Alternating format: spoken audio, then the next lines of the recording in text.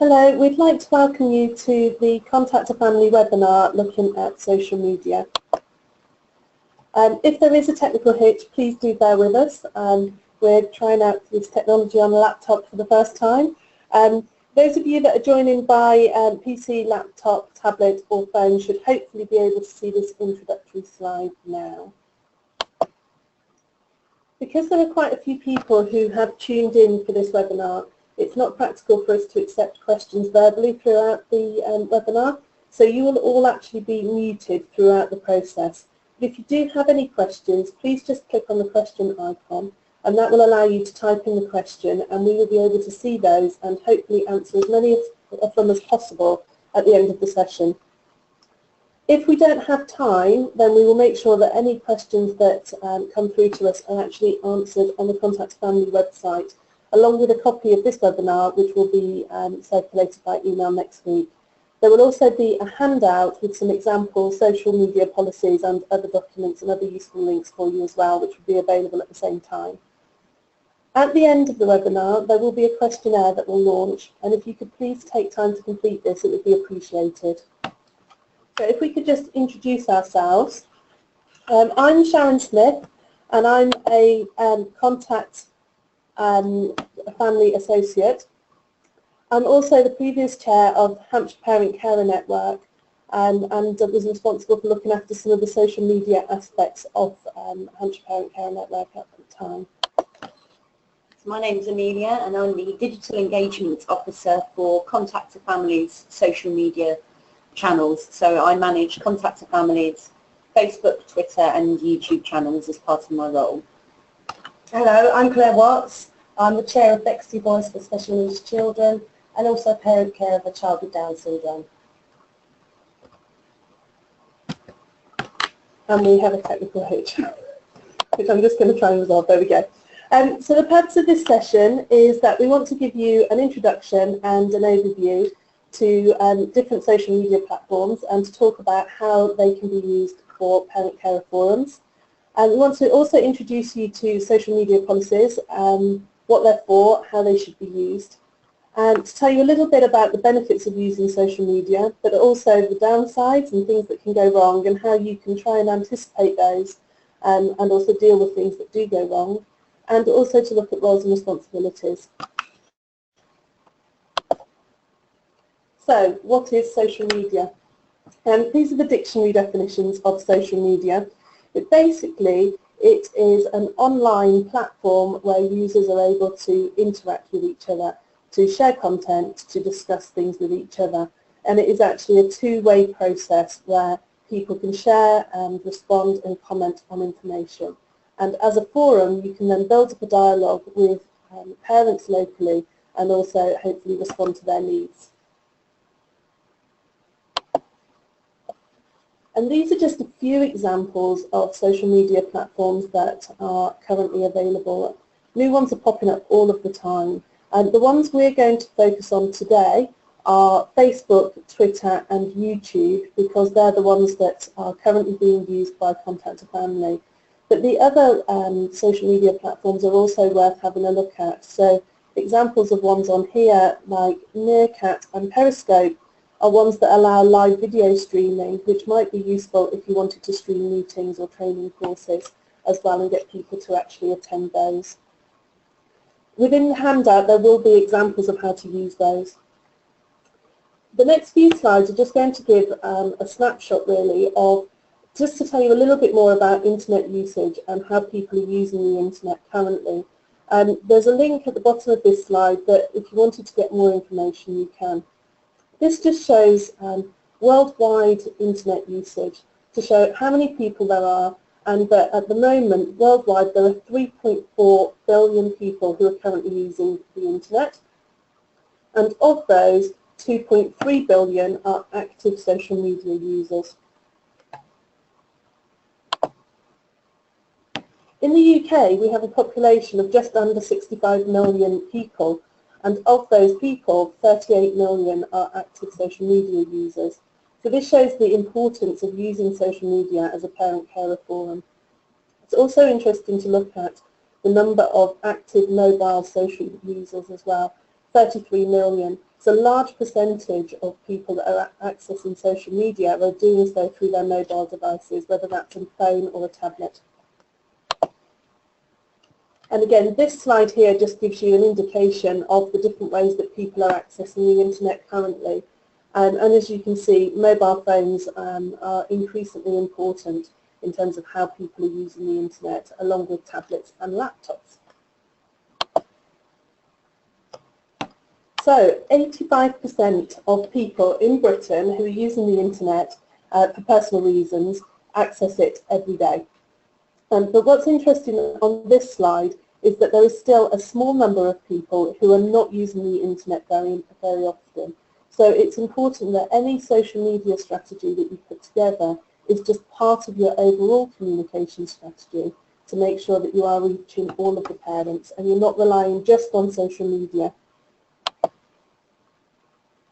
And again, this is just a breakdown really for information that shows you how people are using social media and how they're using it through the mobile. Put this slide in to show which social platforms are most used in the UK, and as you can see, it's the ones with the yellow bars that are the ones that are social media platforms rather than messenger systems.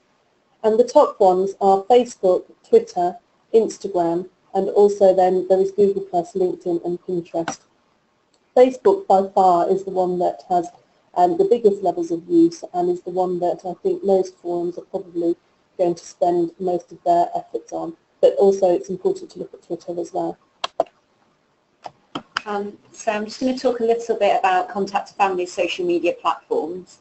The stats that you've got up on the screen are a bit of a snapshot of how the demographics looked in March of this year. Obviously the figures are always kind of changing because our Facebook and Twitter and YouTube communities are always growing. But that's a fairly recent snapshot. So with Facebook, we've got about 28,668 users as of March, and around 14% are male and 85% female. And as you can see on the screen there, you've also got a breakdown of the kind of age brackets, and also, again, as Sharon was mentioning, how many people are coming through mobile devices, which is obviously quite high, 74%.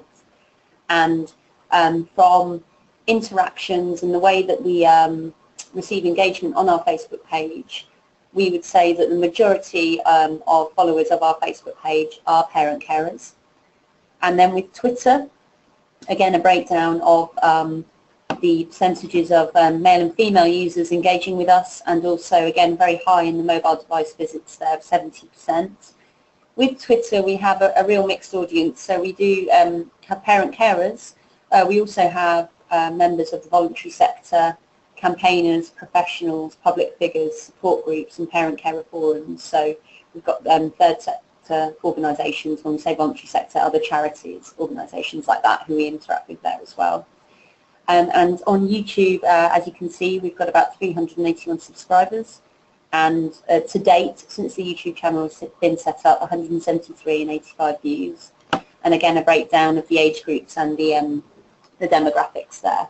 So that's just to give you an overview of who's engaging with us online and who we're reaching currently with those platforms. Before we started this session, we were looking at this slide and we were looking at the information on it and discussing the gender breakdown.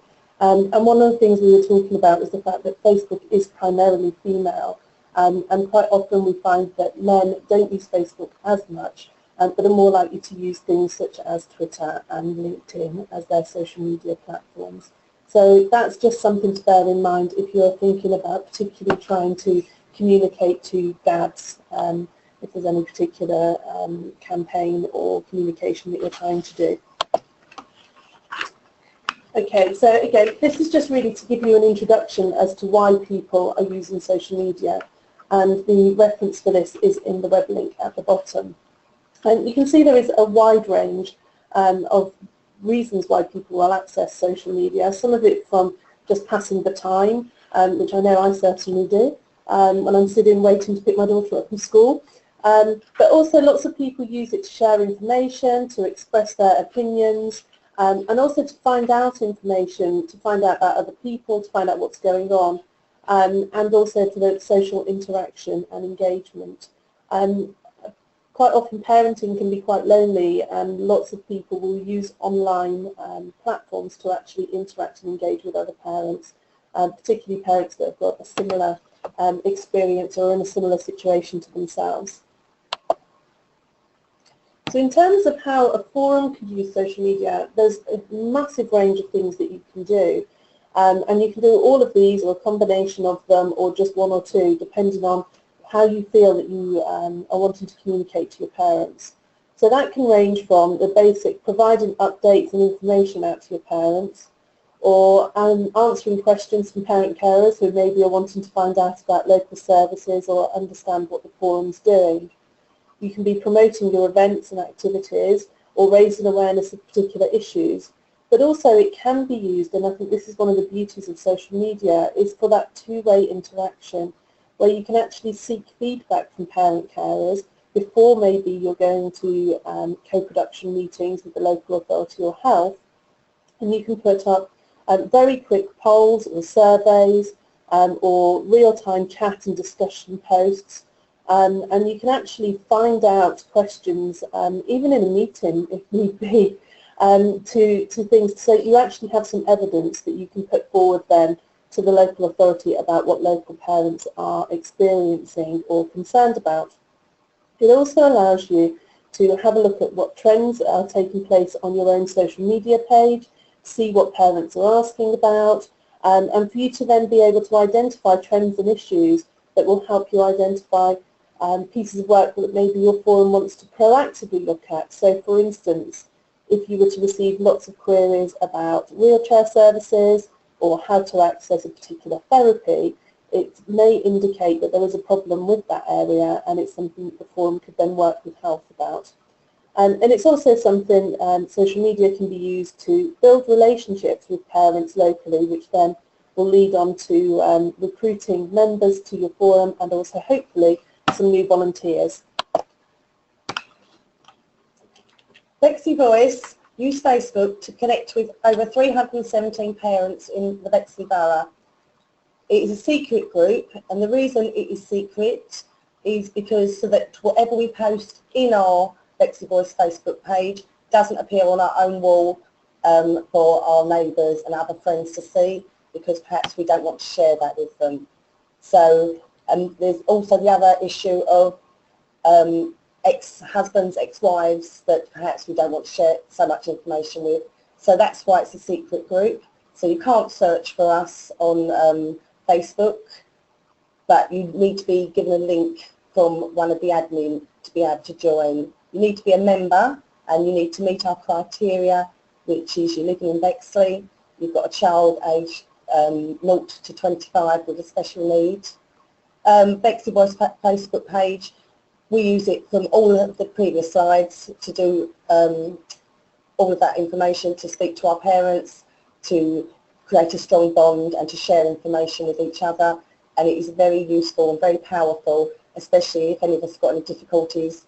We ask other parents who have been there, done that, got the t-shirt and know what they're talking about, and they can advise us. We also use it to advertise local businesses with regard to our membership key fob, which means that if you're a member of Bexley Voice, you can apply for a free key fob like the Tesco's ones you get on your keys, and that gives us certain discounts to certain activities going on within the Bexley Borough. Bexley Voice also use social media to advertise for other voluntary groups. We work very in close co-production with all other charities within Bexley as well as nationally. There are a few mentioned there.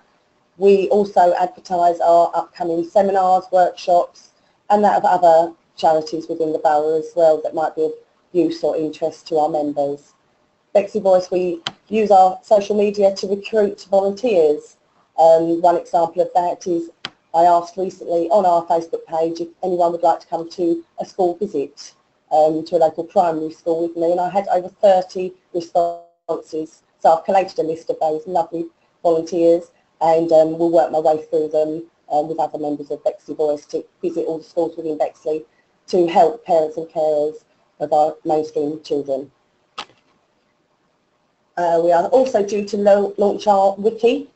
You can look up wiki on rixmedia.com and look at wikis for yourself. It's a wonderful tool to use for communicating, educating, sharing everything about your forum. That's it.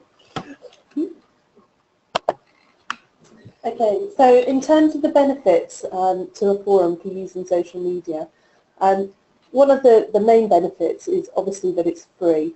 The only cost to it is the fact that you have to commit time to it. But there is actually no charge for using social media platforms. It can give you a really wide reach, quite often reaching parents that wouldn't necessarily engage with the forum in any other way. And that also includes your hard-to-reach families as well. Quite often families will have access to a mobile phone, not necessarily to have a computer or a laptop, but if they have a mobile phone, as you saw earlier in the presentation, it does mean that they can follow your social media accounts and engage with you and find out more about the forum and how their voice can be heard. Information on social media can be published very quickly and easily. And it also can be easily shared. It's just literally the click of a button to share information. So if you sign up to other people's social media accounts as a forum, then you can also share, so for instance, the National Network's newsfeed or Contact Family or other organisations, rather than having to always generate content yourself. And also, you can get immediate feedback from parents without having to organise an event. It's really easy for you to use social media to gain views on a particular subject or a particular issue, and it's quicker and easier than having to set up a focus group. You can actually do many of the same things that would take place in a focus group, but on the internet instead. And lastly, it's allowing you to use photos and videos as well as text and some level of interaction and engagement. Not everybody wants to read pages and pages of documents. But you can actually use videos, put a video up on YouTube and then link to it on your Facebook account or your Twitter account.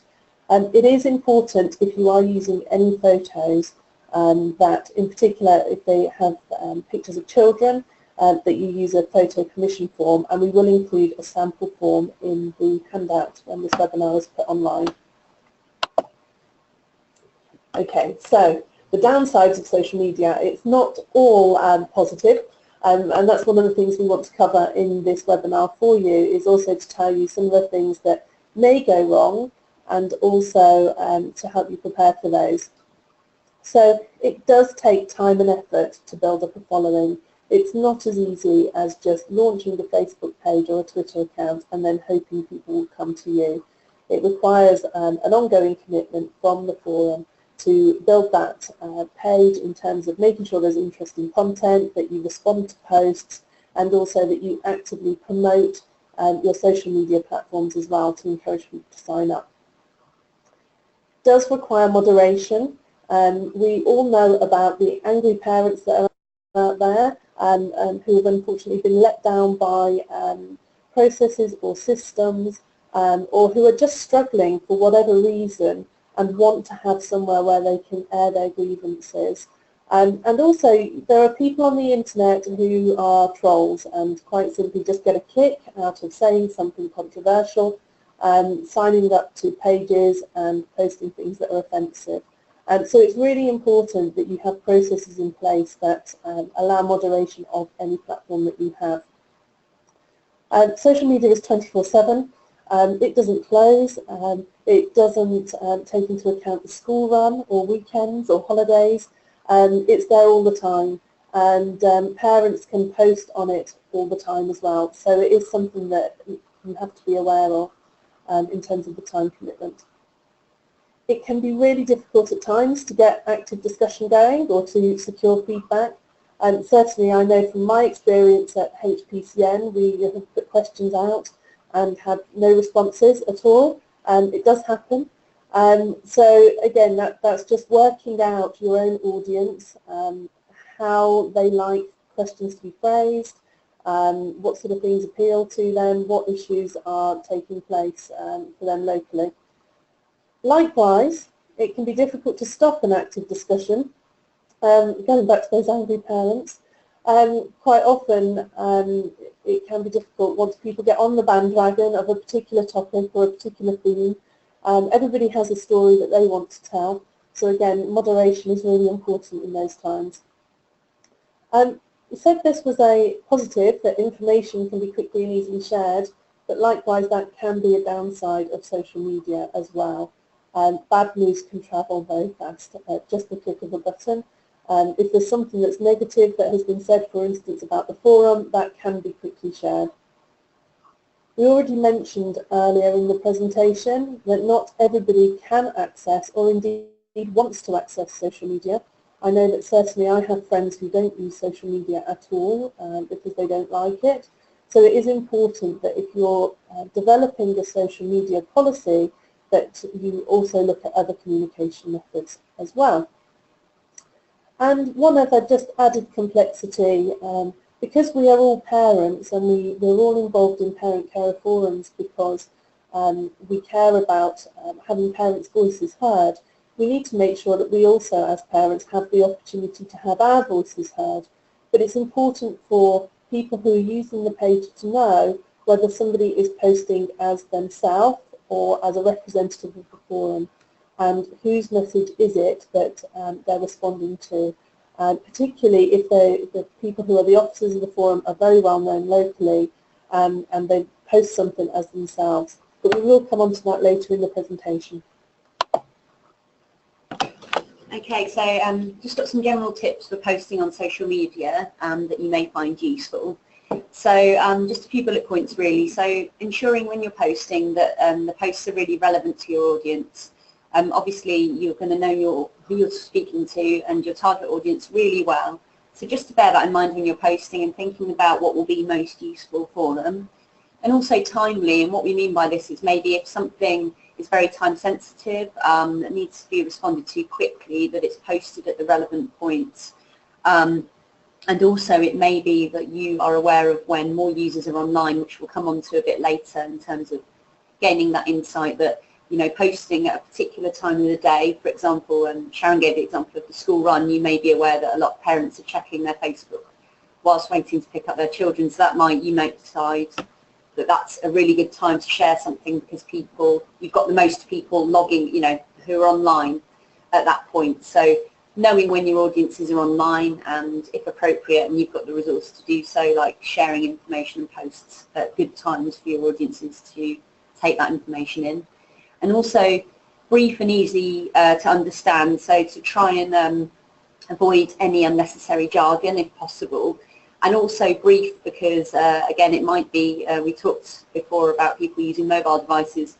People might just be scrolling through posts and having a quick look when they're grabbing 5 minutes while they're having a cup of tea or something like that. So the more brief and impactful you can make that post, the more likely people are to engage with it and respond. Also, if you're posting on social media, you know, when appropriate, linking to your other social media presences or online platforms. So if someone's on your Facebook page, it should be easy for them to also link in with your Twitter account, you know, because they may be interested in following you there, for example, or having information readily available about your website because they might want to find out more about your organisation. They may want to get in touch via email, things like that. So just having that all readily available and accessible. As we discussed before, use of images, infographics are very popular across social media. So if appropriate, using those to communicate your messages as well is another way of reaching people. And also, as we discussed, inviting feedback and comments. That two-way nature of social media is really powerful and can be really positive. So it's making sure that people know that, you know, they are free to engage and it can be a two-way discussion. And also encouraging your users on your social media platforms to share links to your information and to your posts with their networks, if appropriate and relevant. Obviously it depends on what you're using and how you're using that. And in the handout there'll be some suggested activities around posting on social media. So in terms of encouraging discussion and participation online, some key tips is knowing what's relevant, as I mentioned, for your audiences. Now, you will probably just instinctively be aware of that and kind of know what is most important. But you can also ask people directly, either through the face-to-face work that you do to get an idea, or actually on the platform itself, asking people for their feedback on what they'd most like to find out about, because that is the beauty of the two-way interactive element of social media, is that you can say to your followers, your fans, your users, whoever is logging on and who is following you, to say, okay, what would you be most interested in? I think facilitating conversations in a warm and supportive way is really important. So just you're thinking about, for want of a better phrase, kind of your tone of voice when you're posting online. So kind of the way in which you start discussions or conversations, that kind of thing. And also giving users the space to express themselves. So really making the most of the two-way interactive element of social media platforms, making it really clear that, you know, people can come forward and post and share their experiences. And also, as I mentioned before as well, providing a variety of ways for users to engage. So some people will respond better to images or graphic, you know, graphics or infographics, that kind of thing, and visual representations of information and ideas. You know, others might prefer to listen to a podcast or watch a short video, while some people prefer to read an in-depth article. So obviously different people engage and consume information in their preferred way. So it's good if you can to either ask people what they would like or to provide information in a variety of ways, so you're reaching different audiences in different ways. And as I mentioned, that engagement, that two-way nature of social media, empowering people to take the lead, as I mentioned, asking users to share their experiences, and also allowing them to take the lead on how the content's shaped where appropriate. So as I mentioned, you could actually say on your platform, if relevant, you know, what would you most, over the next month, what would you most be interested in hearing about? So you can really directly ask that question. Yeah. Lexi Boys start off our discussions, as has been said before, asking a question. The question's then answered, possibly by 30, 40 people giving their opinions and their views.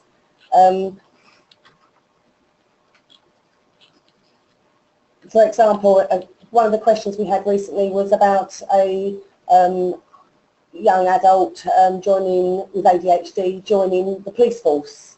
And as you can see, we had 11 replies to that parent, suggesting different avenues to go down and how to start by joining cadets, or speaking to the police or the armed forces directly to see what they could do and how they could help. We had lots of questions about school exclusions and about dual diagnoses, and basically we talk about anything and everything that is important to us as parents and carers with regard to our children with special needs. It's a really good format to be able to speak to people, not necessarily face-to-face, because we all haven't got the time, and it's at our own leisure, because sometimes at 9, 10 o'clock at night we need to find an answer to one of our questions, post it on our Facebook page, and 9 times out of 10 you'll get a response and know that somebody is listening to you, and there are people out there with similar experiences. Okay, so in terms of things for your committee to consider, it's really important that you plan and decide how you're going to use social media, rather than just letting everybody loose on it and having everybody posting random posts. It's an important part of your overall communication strategy. So when you're looking at how you're going to be promoting your forum, how you're going to be communicating with parents, build in how you're going to use social media. And we're going to include within the handout a table that talks about different outcomes that you're wanting to achieve, and suggestions for the best type of social media platform that you might want to try for that. You also would want to think about who can see the posts. And Claire's already mentioned that the Bexley Voice page is a secret page, which means that it can't actually even be found by anybody if they're looking on Facebook for it.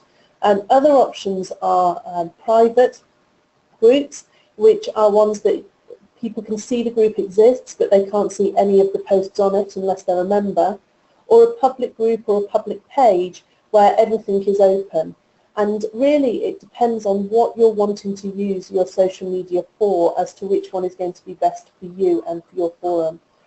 For example, we've already talked about Bexley, but Hampshire Parent Carer Network are on Facebook, and it's a public page because it's being used in a very different way than Bexley Voice are using it. It's about engaging with parents and getting some feedback. I think certainly the benefit of having a private or a secret group is that parents feel that they can be more honest and open if they know that they're only speaking to other parents.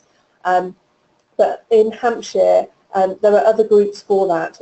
There are other charities that provide that parent support, and Hampshire Parent Carer Network's role is purely around participation.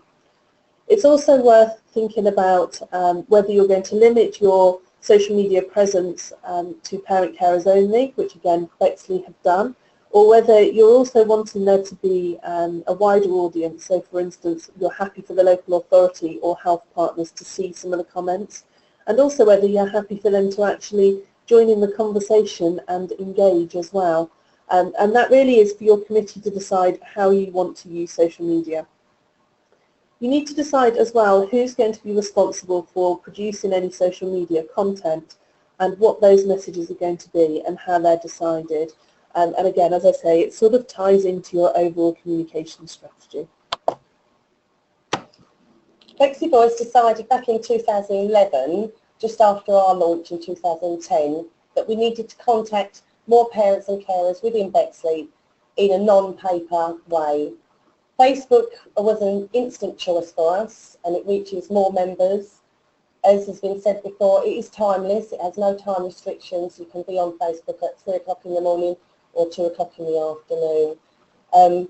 Doesn't suit everybody, but it definitely suits Bexley and our forum because it is varied and it is flexible. When we set up building our Bexley Voice Facebook group, we adapted our membership forms to have a tick box to say yes, they would like to be a member of Bexley Voice Facebook page. We then discussed it with parents and carers as to what was going to happen within that forum.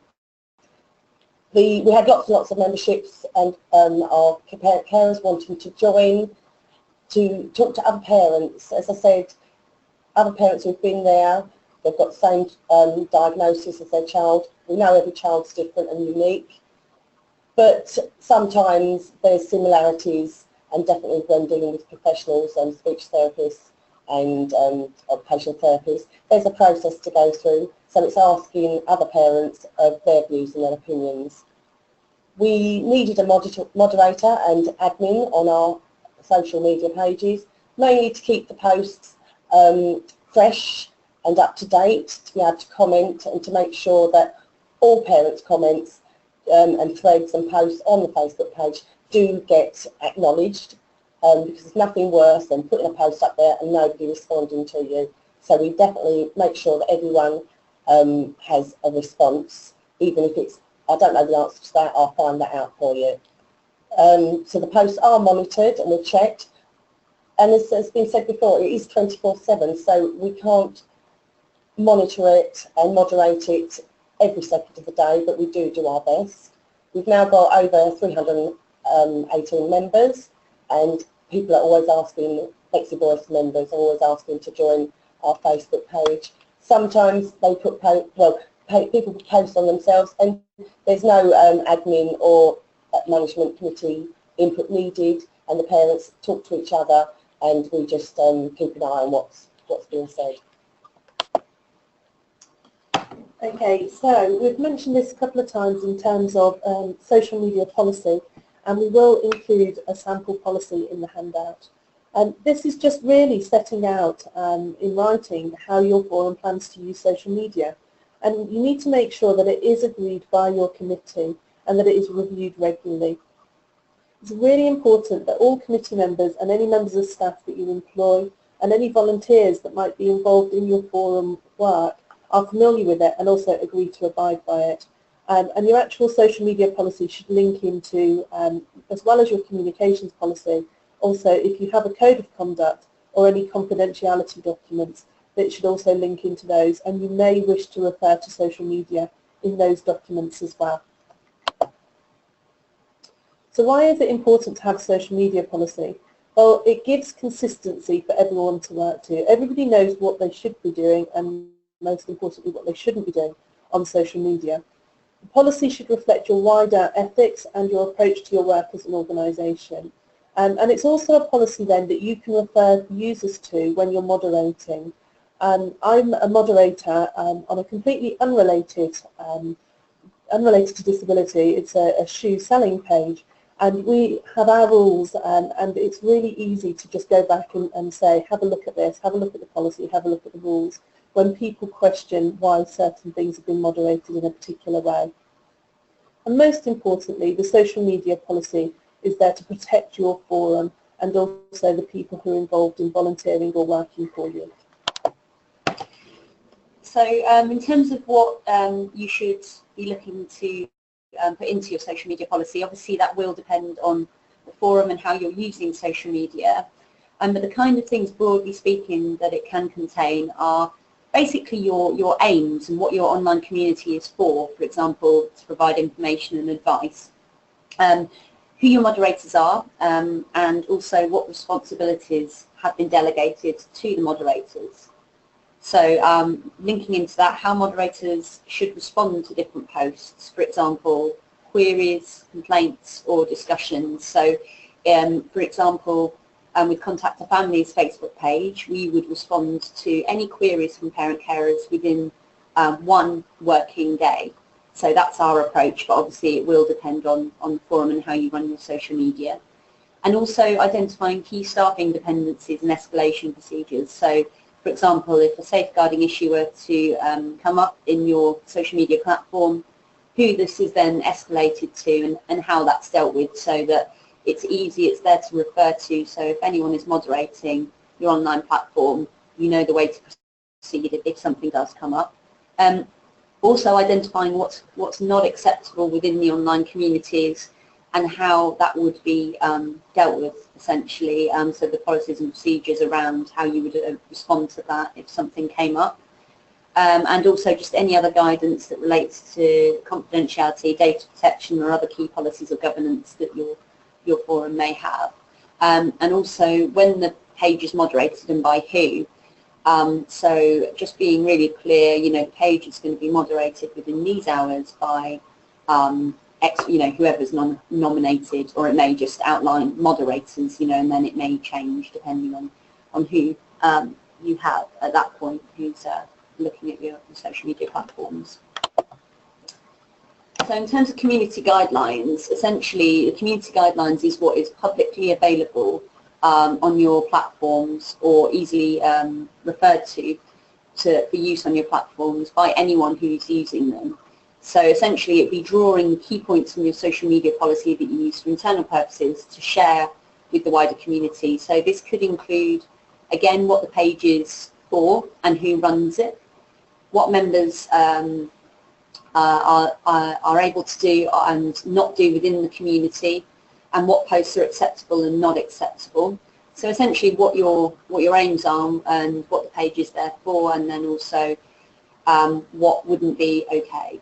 And then guidance on complaining. So if users were to have an issue, maybe with anything relating to what your online platform represents, they know very simply and easily how to raise that issue and what lines to go down. So it's very clear that if there is an issue, then they'll be able to raise it in a certain way so it can be dealt with most appropriately.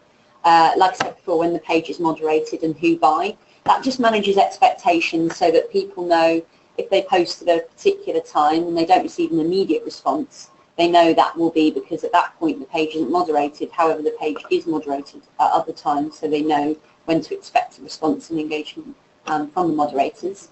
And also links to the organisation's website and other contact details. So it might be that actually they'd like to send you an email regarding something, or they might like to give you a call if appropriate, so they know how to easily find other contact details for you. And also a reminder of confidentiality and any safeguarding statements that link to your policies, obviously, as a forum.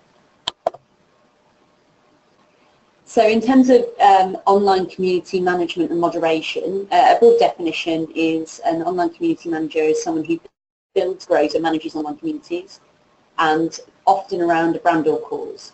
And so they may serve a variety of roles depending on the nature and purpose of the online community to begin with. So really, an online community manager's role is a facilitator. I think as Sharon and Claire have both mentioned, you don't always need to, sometimes it's people who are using the online platform who generate discussion and share ideas with each other. And so it's for you to facilitate that really. You don't always need to interject necessarily. It might be you're just there to start a discussion, facilitate a discussion and allow people to link up and discuss ideas with each other.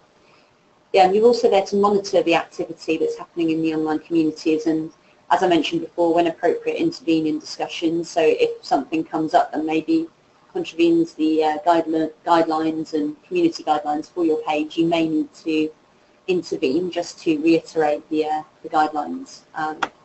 And also to make posts on behalf of the organisation or group and take a lead on really generating content, as Claire mentioned, keeping the content fresh on the page so it's relevant, so it's timely, and also there to deal with and escalate any issues as per the processes we've kind of already outlined in the social media policy. So the forum's community manager would be somebody who has delegated responsibility from the committee. And it may be that you don't have just one person who's a community manager, but you have a number of moderators that have that delegated responsibility. And in terms of what this looks like for a parent-carer forum, it's somebody who, as Nelia has just said, is making posts on behalf of the forum and asking for feedback, but also responding to feedback and questions.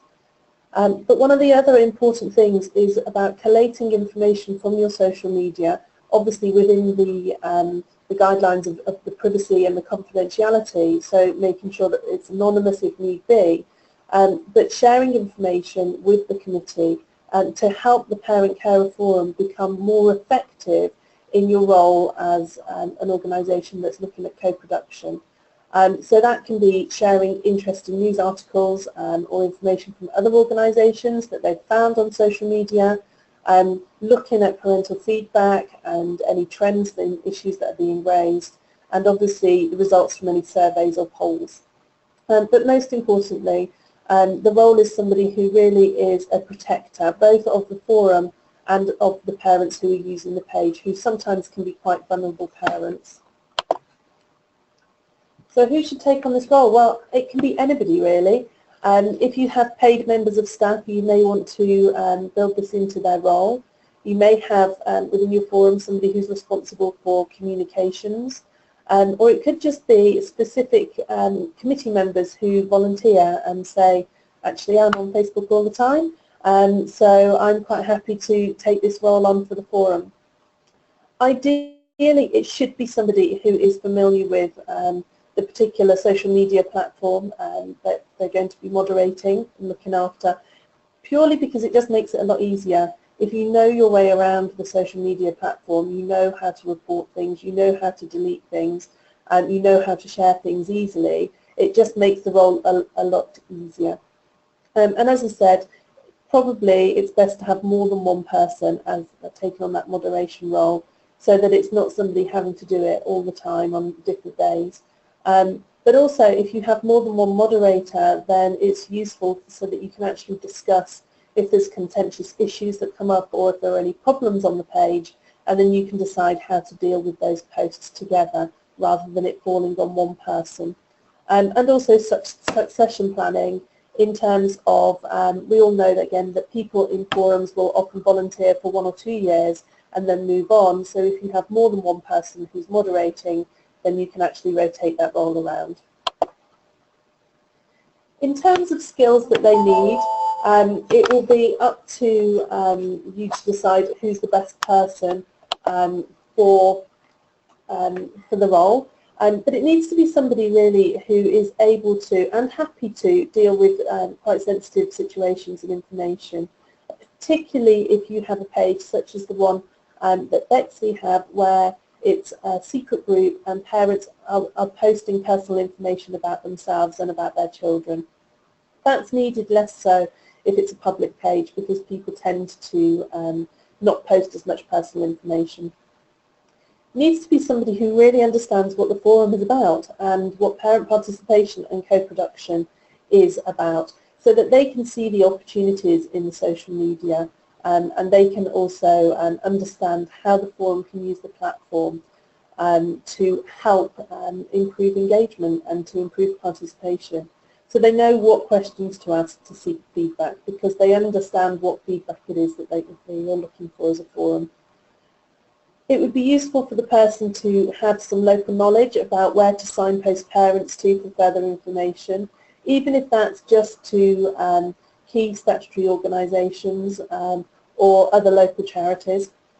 And somebody who you're happy to be the face of your forum and to represent your organisation, probably with very little additional supervision, because they have to respond immediately when they're on social media. So it has to be somebody that you feel you can trust to represent your forum in the way that you want your forum to be represented online.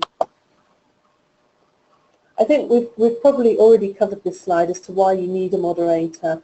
One of the really important things is to make people feel welcome and to feel that they're an important part of the online community, their views are important, and that people don't feel that they are even more isolated within the group. We all know that there can be particularly online cliques and groups that form, friendship groups, and one of the roles of the moderator is to make sure that people who are new, who come along to your Facebook group or your Twitter feed, feel as welcome as the people who have been there for a long time. So it's around them providing help and support to users, promoting interaction, and as we've already talked about, removing any posts that fall outside of your guidelines. So in terms of what good or effective moderation looks like, I think ideally that the community is really, your online community is really meeting your aims as you outlined in your social media policy. So what you want the page to achieve, it's getting there. That users are engaging and regularly using the community for the purposes outlined, so for the purposes that you set it out to achieve. Good moderation is also responsive, so you're really listening to your online audiences as well and maybe adapting your approaches or the nature of your posts as appropriate, when appropriate, taking on board that feedback. And active listening as well, so when responding to posts, really being mindful of how the person has shared their experiences and really reflecting that back when appropriate and really demonstrating that you're really receiving what they're saying and what they're sharing. You can also use social media analytics tools, for example, Facebook Insights or Twitter Analytics, to really get to understand your audience and their online behaviours, so you can really best meet their needs. So as I mentioned before, timing can be quite important, and using those kind of tools, you can see general trends as to when the majority of your followers or users are online, for example. So you might gain an understanding as to when a good time to post may be, because you've got a lot of people online at that point, for example.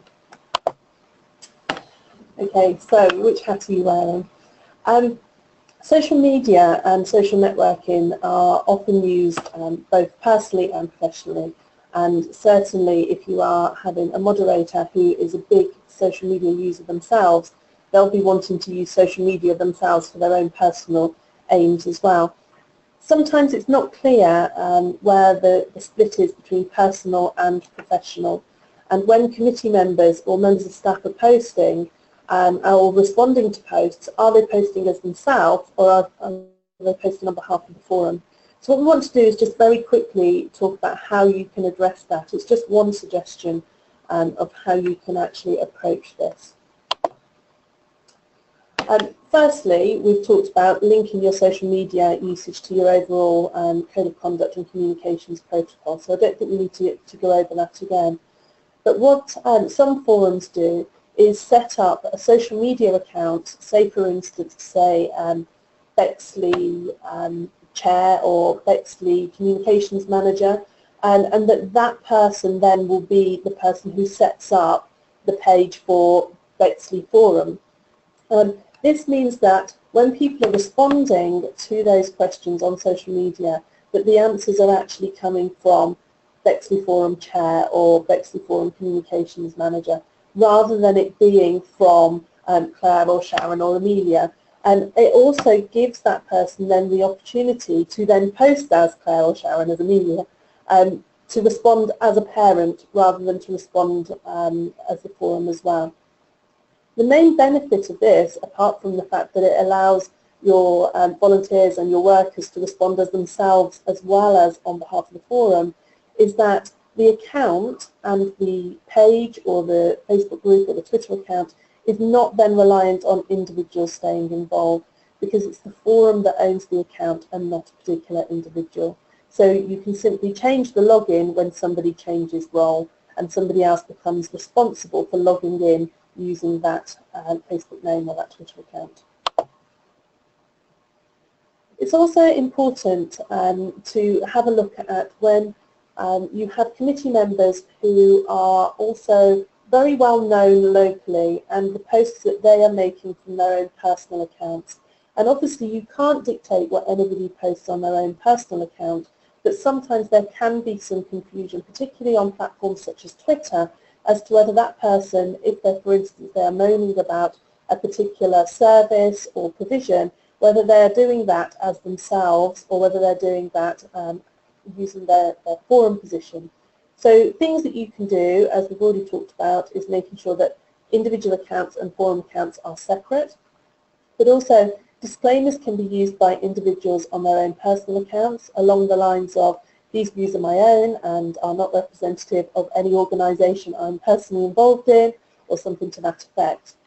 And also, when people are using social media for their own personal use, they should actually consider about how their own posts are going to be viewed online, and just be careful. It's in the same way that teachers are encouraged not to use social media because parents may see posts that they are posting. So people should consider their own privacy settings, make sure that their own accounts are locked down, particularly if they're going to be saying something that is slightly controversial. And just really the last comment on here, it literally takes seconds to screenshot a comment and then to share it with others. And things can go around the internet very, very quickly. And that's something that always should be considered, that even if something is in a private group, it can still be shared widely without people wanting it to be. Okay, so one of the examples of things where there could be a difficult situation, libel.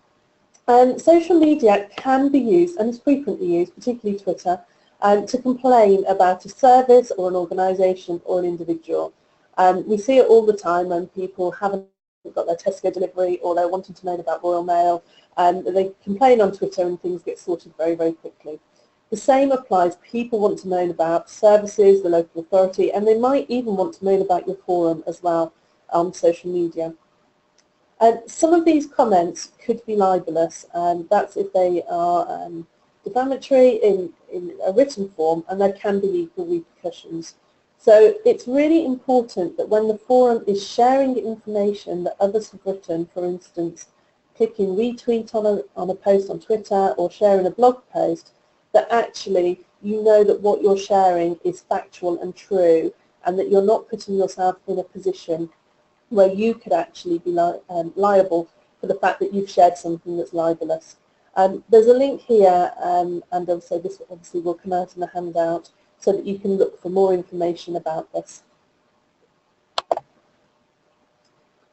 It's also important to think about when your staff members leave, if somebody, or your committee members, if somebody has previously had delegated responsibility for social media, you need to make sure that they are no longer posting on behalf of your forum. So that generally means you need to change the password so that they no longer access it. This is really and particularly important if they've left due to conflict or under difficult circumstances. I know of an example of one forum where a number of members left at the AGM, they stepped down from their positions, new officers were in place, but none of them could access their social media account, and the previous members were still posting. It's really important that passwords should be changed as soon as you know people are leaving, or in advance if you know that they're likely to be leaving sometime soon. This also ties in with the fact that it is useful for more than one person to have access to your social media account and your passwords, so that you have that ability to sign into those accounts and remove people yourselves, which is what I've just said. So making sure that more than one person knows your passwords, and that you also document your delegated rights to social media usage in your minutes. This is so that if you need to contact somebody such as Facebook or Twitter to say, we own this account and these people shouldn't be using it anymore, then you actually have some written evidence of that. And then there are password services. Here's just one example, which is a website that will store all of your passwords, and it allows you to quickly and easily change your passwords if somebody leaves. I know a lot of companies use this type of service so that when members of staff leave, they can quickly change their passwords. Okay. Dealing with trolls. I'm going to try and speed up because we only have 5 minutes left. We mentioned trolls earlier in the presentation. This is somebody, not necessarily who is an angry parent, but somebody who might just be deliberately trying to stop the work you're doing. And it can be somebody who has a grievance with the forum, somebody who has a grievance with the local authority, or it might be a 15-year-old boy who is bored and sitting on his Facebook just wanting to have fun. And there are some examples here, and we will make sure that this comes out to you as to how to actually deal with trolls. If you think it is a parent and it's somebody who has a grievance, one of the most important things is actually to listen to them and to see what it is that they're wanting to say. Because actually sometimes it can just be that people are posting in a particular way because they are completely frustrated and haven't been able to get any help or support anywhere else. It's also important to remember that when you're responding to anybody, whether they're a troll or a disgruntled parent, that your response isn't just for them, it's also for the other people that are on the page, so they can see how you are actually responding to parents and being sympathetic and helpful. And also stay calm, because if you can show the troll that you're not going to be ruffled by them, then hopefully they won't bother you in the future. So one common phrase that you hear on the internet is don't feed the troll. Often the best response is to ignore people. If you found that they definitely are a troll, if you realise it really is a 15-year-old boy who's just wanting to have some fun, just ignore them, delete their posts. If you don't give any attention, if you don't rise to the bait, they'll go somewhere else for the fun and for their kicks. If somebody has posted information that is factually wrong, again, don't respond in an emotional way. Just clearly and objectively correct any misinformation and reply in a very calm way. If you do find yourself getting upset, if you find yourself getting more emotionally involved, take a step away. You don't have to respond immediately. If you feel that you're being threatened or your children are being threatened, though, you must contact the police immediately. And the other thing to remember is the delete and the block button is there for a reason. That doesn't mean that your forum is not allowing parents their views. If something is abusive or offensive to members of the community, it is absolutely acceptable on social media to block people and to delete them. And there is, again, there's a link here with more information. When you're dealing with difficult situations, it's really important, we've talked about this at the beginning, to have guidelines as to what's acceptable on the page. And if you can get users to sign up in advance to the rules, or to just post on the rules post to say, agree to these rules, then that's really useful. Have your responses built into your publicly available guidelines so people know the type of things you're going to say. We've talked about deleting comments and material as soon as you can if it's offensive. And the last post here is really important. Quite often, responding in a light-hearted way can just relieve the tension and diffuse a difficult situation that's developing. So it's important as well that your users know how to report offensive material, and that if there is a complex issue or there is a complaint, take that offline, provide the person who's posting the messages with another method of contacting you, or agree to phone them or meet them, or put your email address on, so that there is a way for them to actually feel that you're not just deleting their post, but that they do have another route for their voice to be heard. As has been said before, any really negative or challenging or difficult posts, we do delete them. I then, or another one of the admin, will contact the person who's posted it to find out what actually is the problem, what's the root cause, and how we can help, because that's what we're there for, but not necessarily to have lots of hieroglyphics on the page, especially if there's been abusive language. So we will delete posts like that. As I said before, anything that you actually type on to a forum, on a public media site and onto social media can be read 8 different ways. For example, I never said he stole that money. So I never said it, somebody else said it. If you emphasise each one of those words yourselves, so I never said he stole that money, you'll read it in a different way, or if somebody else reads it for you. We all read things and put our own interpretation onto things. So give that a try. I've had that quote given to me quite a few times in seminars and workshops that I've been on, and it's really effective just to show you the difference of face-to-face. You can judge and read what a person's saying to you, but when it's typed and it's a written word, you can read it lots of different ways. So just bear that in mind. You might take offence to somebody's post, but that might not be how they meant it. So as I say to all of our Facebook users, if you've taken offence, don't literally just go back and splurt and rant off back to the person who's posted. Contact the admin and say, did they mean that like that?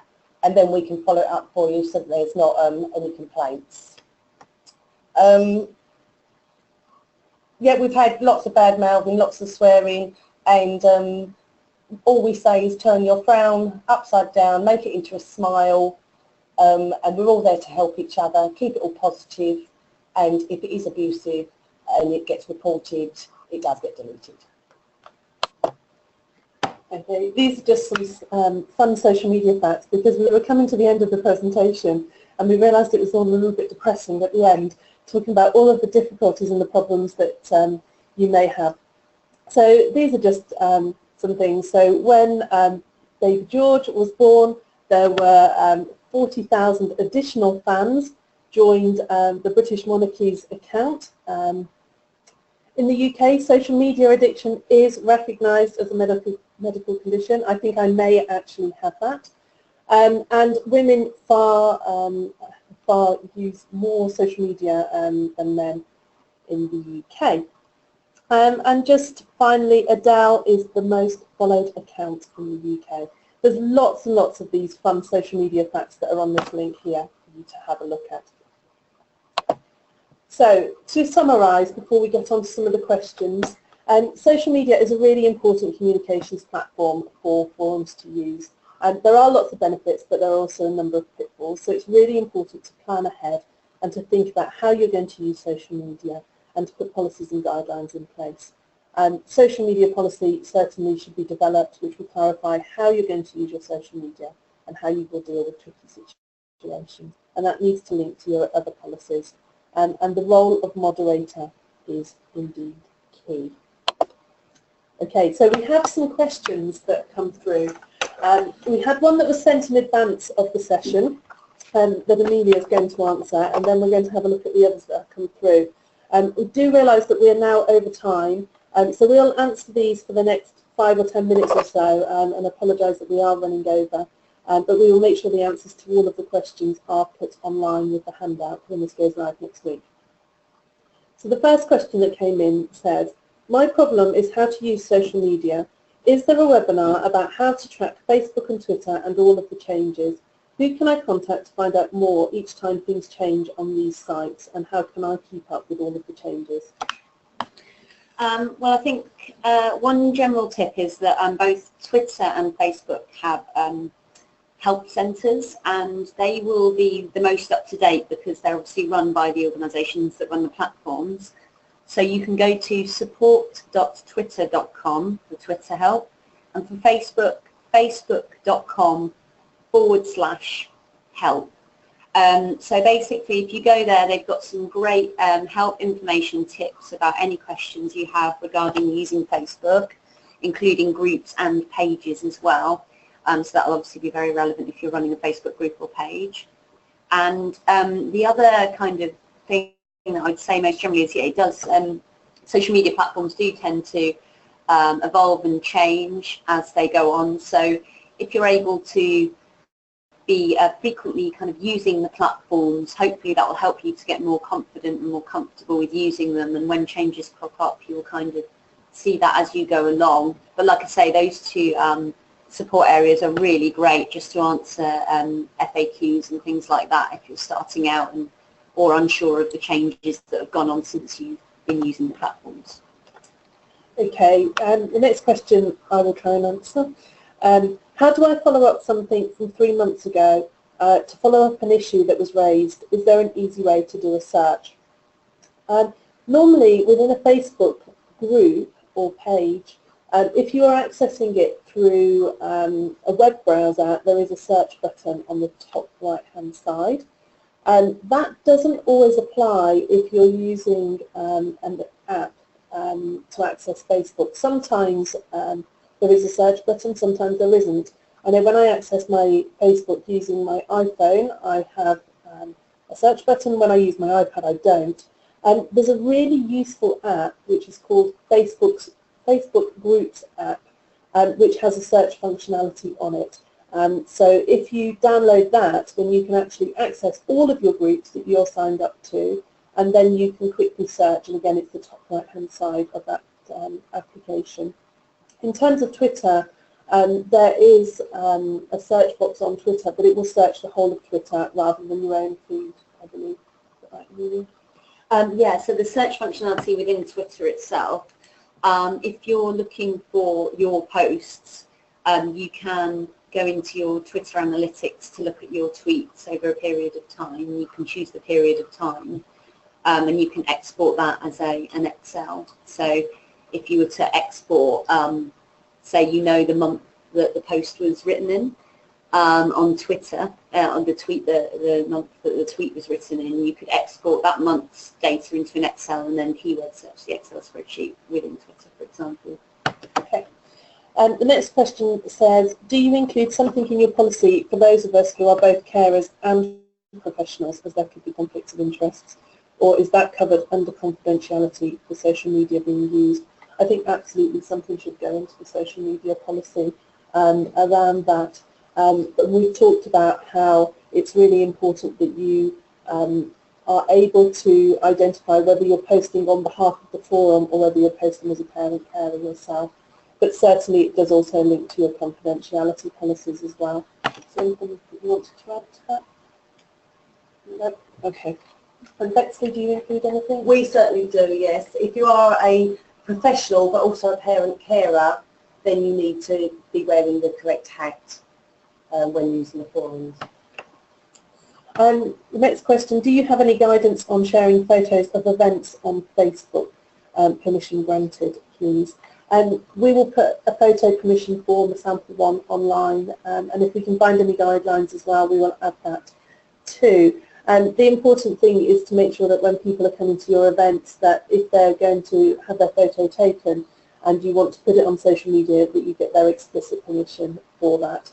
And that could be as simple as when they're booking for the event, then you can put something on it to say, if you don't want to have your photo taken, tick this box. I know I've certainly been to national network events where people have a particular colour sticker if they don't want their photograph to be taken and put online. So that's an option for you, that you could actually say anybody who doesn't want their photo will wear this particular sticker and then they won't be photographed and have their photo online. We also have it built into our membership forms, as well as a tick box to say yes, they want to join Bexley Voices Facebook group. There's a tick box to say yes, they don't mind any of their photographs with them being present in it at our workshops or seminars being posted online to share with other parents.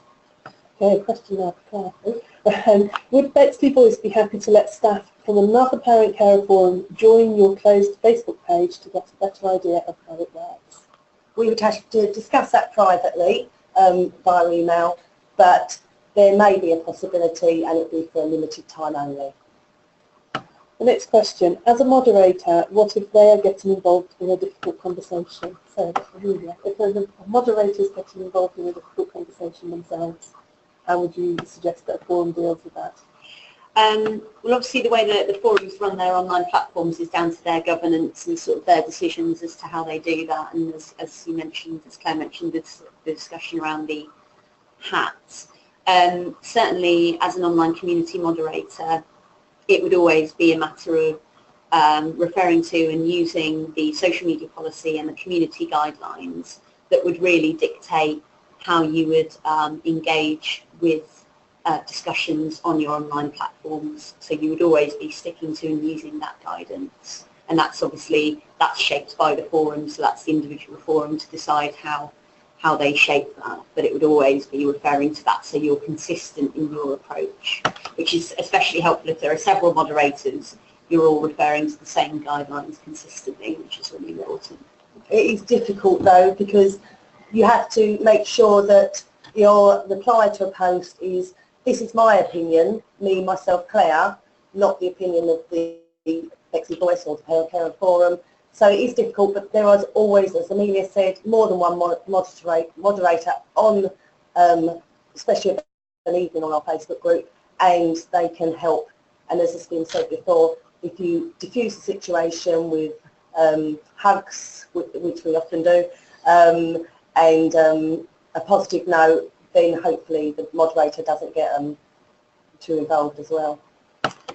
Okay, so we've got another question. All forum accounts are linked to my personal account. We've got a big following, but is it worth restarting the accounts again for safety and security reasons?